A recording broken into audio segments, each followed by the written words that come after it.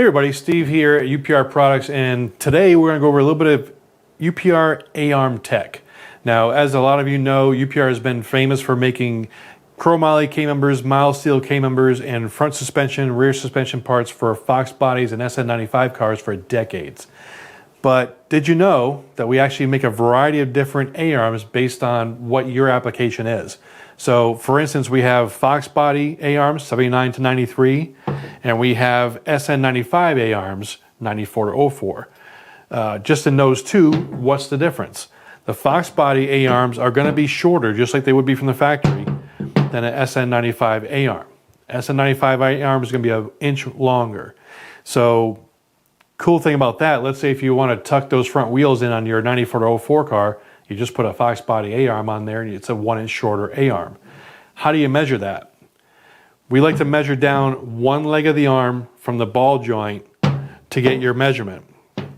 So for instance, if you have a project car or the parts have been hanging around and you're not sure which arms you have, or you just want to double check to see what's on the car and maybe you want to make an adjustment to which arm you have, you're going to measure from the center of the bushing carrier tube to the ball joint, right in the middle of the Zerk fitting. So 14 inches is going to be a Fox body A-arm. 15 is going to be SN95. We also make 1 inch shorter A-arms for Fox bodies. This would be 2 inch shorter for an SN95. Why would you want that? Again, you see a lot of these guys and it's really a pretty cool look. If you tuck the wheels in on your car, you can lower the car more and get that fender kind of over that wheel lip. There's a lot to that, you know, going back to some of our discussions about struts and shocks. But in a nutshell, using the A-arm length to kind of change your front track width, sorry, I was searching for that word, track width, that's going to help you adjust how the car looks and how the stance of the car ends up laying out. The UPR A-arms, they're really super sturdy. 4130 chromoly, they are welded right here in America. The tubing comes from Indianapolis. I mean, what more can you ask for? Really great stuff. Moog ball joints, everything you need to get your car on the road and just lasting for years and years. In fact, if you do have an older UPR K-member kit, we do sell the replacement ball joints, we sell the replacement bushings, and everything you need to freshen your car up. The bushings, for instance, is a couple different ones we have. When you get your A-arms out of the box, you're going to have a red and a black bushing set. You're going to have your sleeves that go in the center of the bushings, as well as these thick washers. Now, these thick washers are designed to allow you to run this ball joint with either a Fox spindle or an SN95 spindle. Probably one of the most popular spindle swaps out there is put a 94 or 95 spindle on a Fox body. Gives you better steering geometry, gives you a wider brake options out there. And to do that, you just put this washer on top of the spindle. So spindle's going to go on your ball joint. The washer's going to go between your spindle and your spindle nut. And that's going to give you the space you need to be able to adapt that. If you're using a Fox body spindle, you won't really use these spacers. You're just going to bolt that spindle directly onto the ball joint. Another important thing is in with our bushing sets, you're going to get this gray grease. Now the gray grease is a silicone-based grease. It's not a petroleum-based grease, so it won't attack the urethane. It's important to use the tube of gray grease on your bushings as you're assembling everything. So when it comes to the A-arm bushings, one quick little tech tip is when you're installing the bushings and this is going into your K-frame, you want to make sure you don't over-torque the bushing. The bushing you see has a shoulder on it, and that shoulder is designed to create the space between the control arm tabs, the control arm feet and the K-frame tabs. So you're going to just tighten that tab, use a lock nut until it touches each end of the bushing here.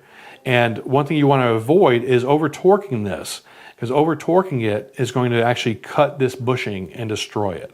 So what you want to do is when you have this in the K-frame, you're going to bolt this together and you're going to be able to just kind of comfortably move this up and down with some drag. And that's going to let you know that you have that installed correctly. You're going to take up all the space and be able to move this up and down with a little bit of drag. Let's talk about adjustable A-arms. When it comes to the adjustable A-arms, one of the things that folks really like about this idea is with the Heim joint or rod end style is you really have a very bind-free operation. So it's great for race applications, and the Heim joints are super strong. A lot of the drag and drive guys will use this kind of stuff too, but it's great on a drag car. Really low friction, low drag Heim joints for the best performance. So adjustable A-arms are going to be used when you're using a fixed caster camber plate, like our part number 2014-01. That gives you the maximum amount of caster and camber that you're going to use for this type of application, especially for a race application. A lot of guys with the drag and drive stuff will also use this kind of an A-arm. It uses a Heim joint on the end of the A-arm where it connects to the K-frame, and this gives you adjustment to be able to move your ball joint around and get you the proper caster and camber alignment, and gives you a little bit more adjustment than, say, a fixed A-arm would be. When you're installing these, we have spacers, and the spacers are designed so that the small spacer starts at the front of the K-frame, larger spacers go towards the rear. We've seen some guys kind of mix those up, and that can kind of move your A-arm around a little bit, but that's how we've designed that to go onto the K-frame. So A-arms, again, another kind of anomaly that we have out there. In some cars, especially we've seen in more 89 to 93 cars that maybe were SSP, special performance vehicles, like the police package vehicles. Some of those, when you put a K-frame in there, whether it be ours or anybody else's, it tends to move the wheels forward. There's really no rhyme or reason or date codes or anything that explains it. But if you have a car, a Fox body, where the wheels are moved forward with a K-member, we do have, UPR does make a A-arm that is offset so that the ball joint will move back towards the door 1 inch. So again, if you have one of those anomaly cars that moves everything forward when you put the K-member, an aftermarket K-member in, this UPR arm will work on a UPR K-member to move that ball joint back 1 inch. So it's a problem solver. It's not something we have on our website. It's something you can call us for, and we can make sure it's going to work on your application. But we do have the 1 inch offset A-arms available for your Fox body. Kind of conclusion, there's a bunch of different part numbers you'll see online on our website and on our dealers' websites for the different A-arms, but it comes down to length. Again, Fox body, SN95, 1 inch shorter, or performance.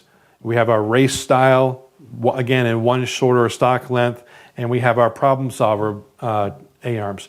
All the A-arms are available through uprproducts.com, or you can call any UPR Products dealer to get yours. And if you have tech questions, feel free to call us Monday through Friday. We'll be happy to talk to you.